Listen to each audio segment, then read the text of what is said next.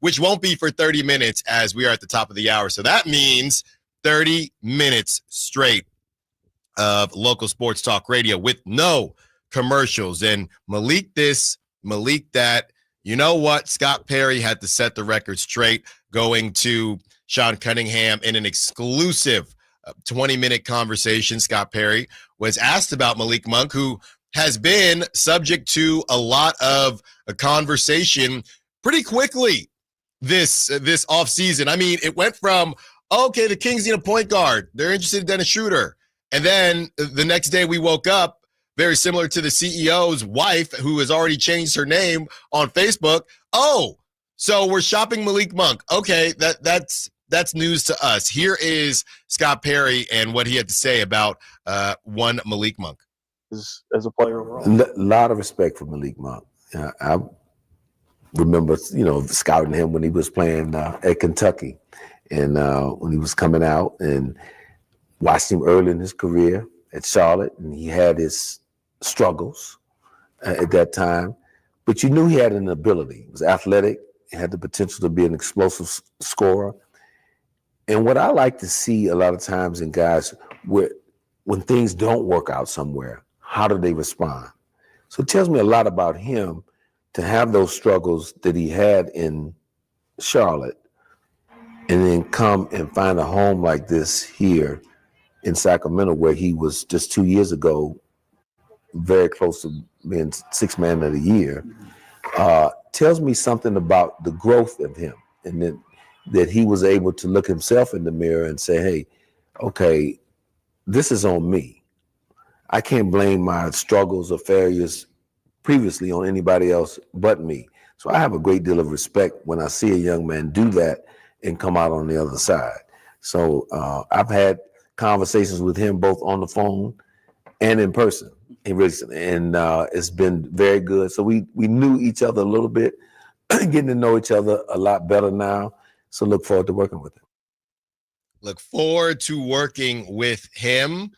And obviously the conversations that we knew would happen, that Scott Perry told us would happen, sounds like some of them have already happened.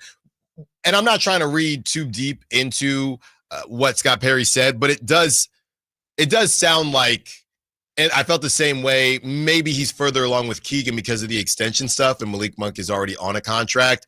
It does feel like between Keon Ellis, who was out there in Vegas, and, they picked up his option, still, we know what is ahead with that, and will they be able to offer him an extension, or will he hit free agency? But still, it feels like Malik, out of everyone, obviously DeMar, when you look at the core rotation pieces, it feels like Malik probably hasn't had as many conversations with Scott Perry. And this is just my assumption, just based on how he's kind of talking and what else has been going on. I'm just assuming they're talking to Keegan more because there's an extension on the line here. They've been talking to Keon because whether or not they were going to pick up the option and what happens next there.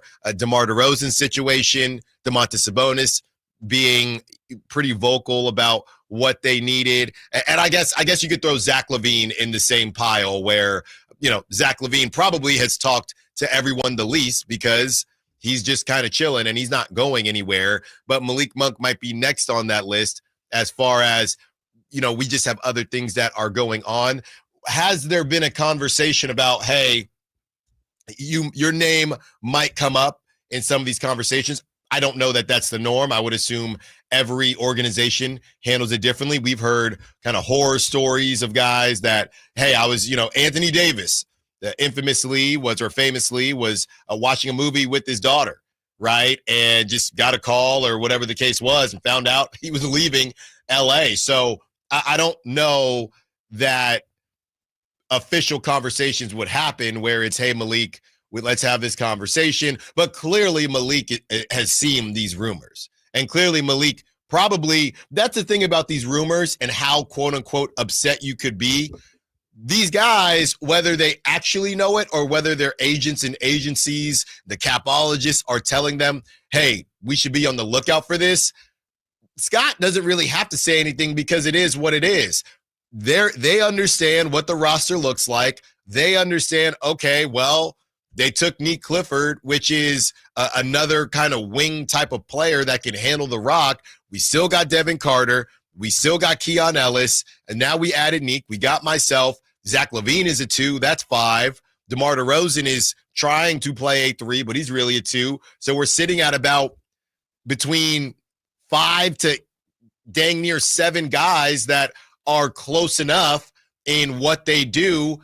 I got a fairly tradable contract. So you have all that. Now let's remove Zach LaVine because of his contract. Now let's remove Keon Ellis just based on what we think the Kings have in store for him, a little bit younger than Malik.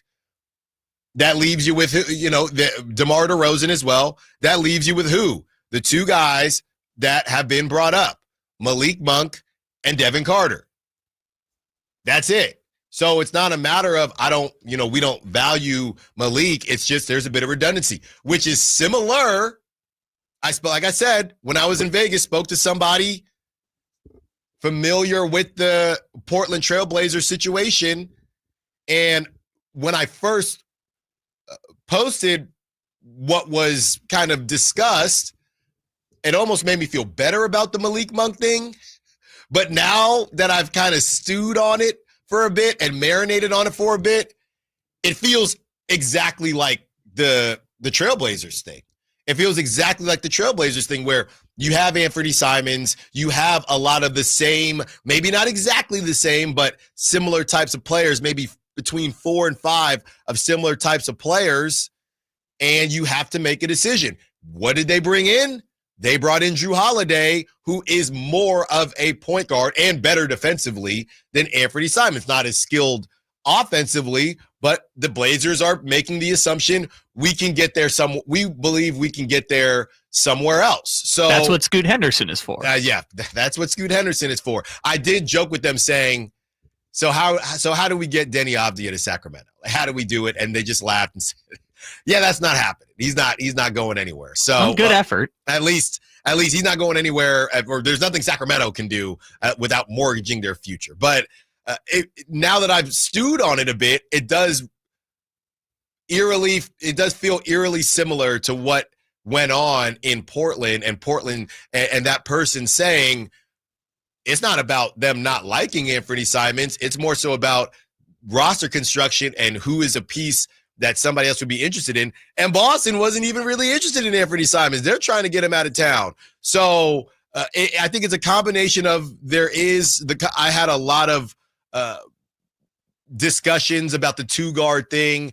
A lot of people did feel like it's real, but it's less about the 2-guard thing and more about, can you play defense or not? We don't mind, like we talked about, can you handle the rock? Can you shoot the rock? Can you defend the rock? The guys that can do 3, highest value. If you can only do 2 of those things, you're already starting to lose value. And when I say handle the rock, that's how much of playmaking can you do. You're looking at those 3. Malik Monk might have a really good 1, but he might be more of a 1.5 out of those 3 when it comes to quote unquote handling the rock. So you have a bunch of you could say you have a bunch of 1.5s on that team with the Kings. So you have to make some decisions. Scott Perry likes Malik Monk. Obviously, he said it right there. They've had conversations. He wants to have more. How I heard that was they haven't gotten that in depth yet. And it's July. So, and he said, I look forward to working with him. You can work with people in a lot of different ways. That's not that. I'm just saying, I look forward to working with him. You can work with him and figure out a place for him to go.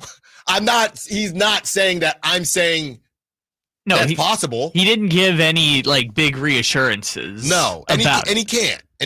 No, and Sean asked him about Malik Monk, and he kind of gave a macro perspective as if this were the first time that he were meeting Malik Monk, or his first conversation about Malik Monk. When I'm sure they've had conversations. We know they've had trade conversations. It was pretty apparent that they were trying to shop Malik Monk, even if it was just a sign and trade to move him to Detroit to land Jonathan Kuminga. As I'm saying all this out loud, it does make me think and how good Nick Clifford has looked. And this is why you go get somebody who is more, hot and ready like a Little Caesars pizza and ready to go in Nick Clifford and not an 18 or 19-year-old with the 26th pick in the draft. Obviously, most people would rather move Devin Carter than Malik Monk. I think that is, I would just say the majority. Let's assume that that's not an option, right? Because obviously if it was an option, I think most people would go with that.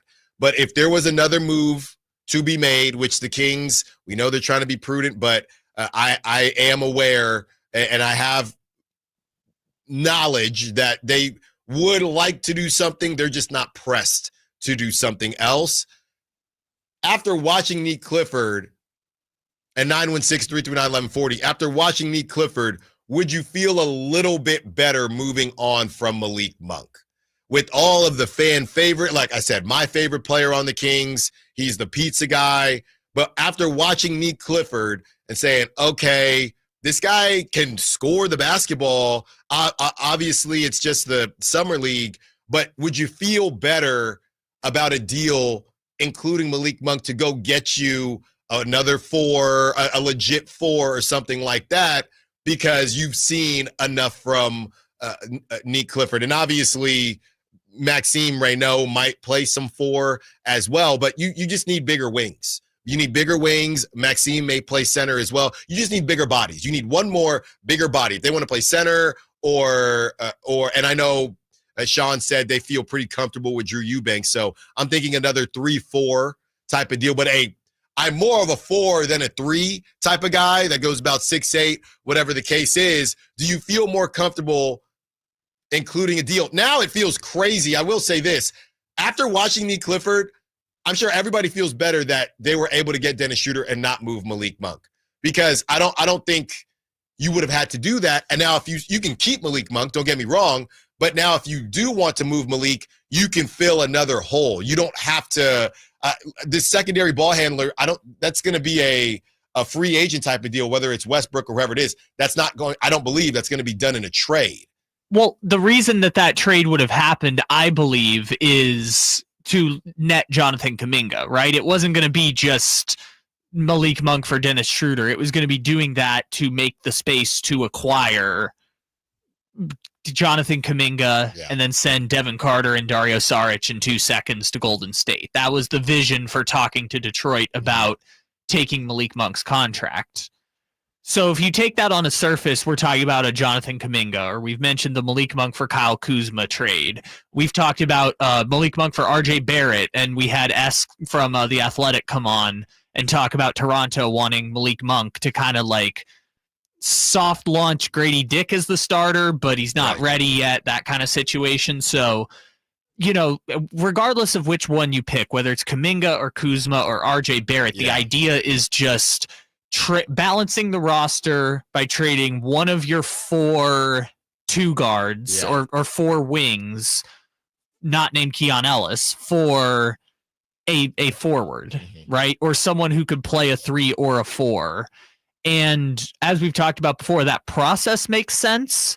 And because DeMar DeRozan has apparently a non-existent market, because Zach LaVine is making $47 million, Malik just happens to be the odd man out in these situations. And that stinks, but it seems to be the direction that the organization has decided they are going in. Yeah, and them's the breaks. There's only so many spots, and like I said, it's not about wanting. I got to sit down with these guys in about a little over a month or so for media day, right? But and everything that I'm saying, it's just the nature of the beast, right? You get paid the big bucks. That's part of the game. Being traded, being part of the game is part of the game. Being mentioned in trades, part of the game. So it's nothing personal. I don't want anybody to be traded or to not be traded. I'm sitting here laying out what the numbers look like and how this team is going to be able to improve. Because again, not that everybody cares about Vegas, they're set at as low as 36.5 wins, which is about a 12 seed, maybe worse than that. So they have to find a way to improve on paper. And, to that point, you had Sean bringing up what Scott Perry said when he said, hey, what does this team need? And first and foremost, he said time. So maybe they aren't looking, like I said, I don't know that they're pressed to do anything else, but I don't know that they're ecstatic with the current roster. I think they like it. What is it at Cold Stone, the one in the Thomas that I always go to? I like it, I love it, and I gotta have it, right? The like it is the small one, the love it is the bigger one, and then gotta have it is the biggest. I think they are somewhere in between a like it and a love it. I think they're closer to a like it. They like it more than what Scott Perry came into, but I don't think they love the lineup. I don't think they gotta have this lineup. Not yet. Well, it doesn't make sense yet because it's the same team as last year, adding Dennis Schroeder and and draft picks. Well, and the draft picks. But if you look at if you were crafting a depth chart right now, let's say Devin Carter and Nick Clifford aren't going to play point guard. You're looking at Zach LaVine, Malik Monk, Keon Ellis. Well, first of all, Keon coming off the bench because you would have Zach LaVine, DeMar DeRozan, Keon Ellis, Malik Monk, Devin Carter, Nick Clifford.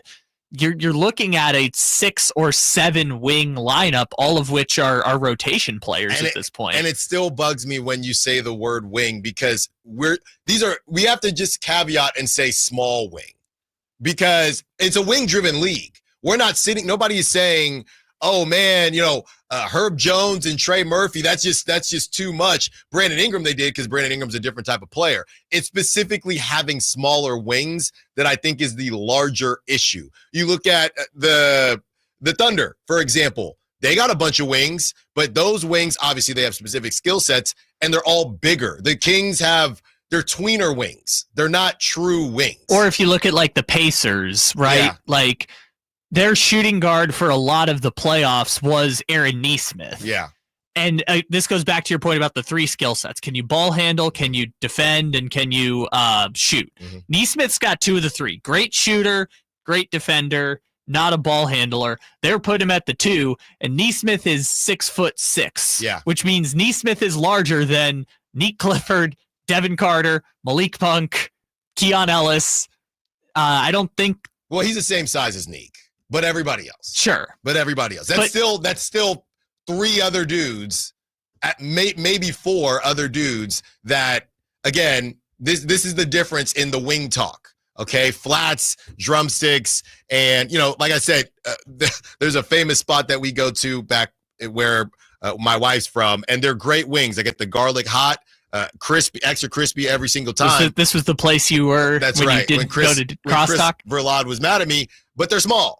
They're small wings. You need about 30 or 40 to even feel full. All right, more like 20. The bottom line is one of those small wings or flats or whatever you call them is going to have to guard someone who's 6'8". And that's a problem. 916-339-1140. Let's get to Jacob, who wants to talk Malik Monk. What's up, Jacob? Like I said, he's my favorite player on the team, man. But, the numbers are the numbers. What say you? I think it kind of comes down to a little bit of a sticky situation here because if I had to pick between 2 of the guards to go, it'd obviously be Malik or Devin Carter. But I think Devin Carter, if you hold him, it's more of a long-term risk. It's like playing blackjack and you're holding on 16 or do you hit? Because with Devin Carter, he's got that shoulder injury history, and you could see him still shaking it out. But if Devin Carter has another bad year, you don't know that you're going to get anything back for the trade value. Whereas Malik, you know what you're getting. He's an established player, and he took a pay cut to be here last year. So he's on a decent, if not good, contract. Mm-hmm. Yeah, thanks for the call, Jacob. Great stuff as always. The thing about I just think Malik Monk has more value than Devin Carter right now. Devin Carter is young. Actually, that's a good question.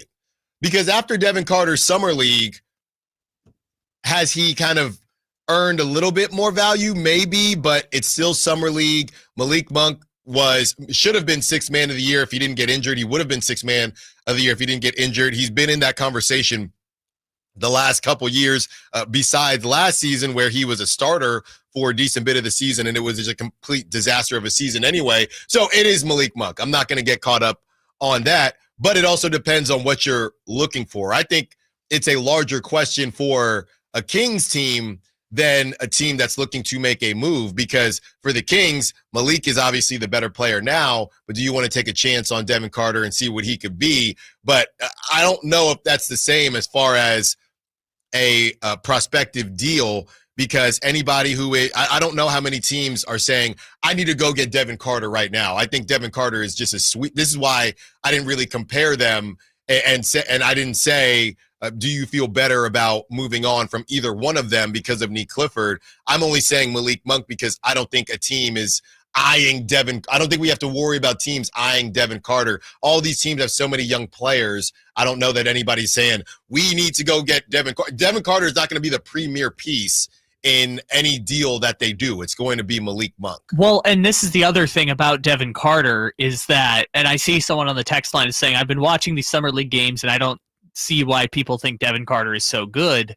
Even if you don't see it right now, and Brendan made this point, we were talking about it earlier, they have him under team control for essentially 6 years, right? So they have 6 years, if they so choose, to figure out what Devin Carter is going to be. I know he's an older player, but in the NBA, once you get drafted, you essentially have them under team control for 4 years on their rookie deal, which we're seeing with Kuminga right now, restricted free agency. Yeah. You can match any offer sheet, and that usually goes 3, sometimes 4 years. So they've got a lot of runway to figure out what Devin Carter is. Now, the flip side is next summer they have to either accept or decline his team option to decide if he's going to have a 4th year. So they have to have a bit of an understanding of what kind of player he projects to be. But ultimately, if Devin Carter is a contributor, and the same goes for Nick Clifford, these are players who are going to be on your team potentially for 5, 6, or 7 years.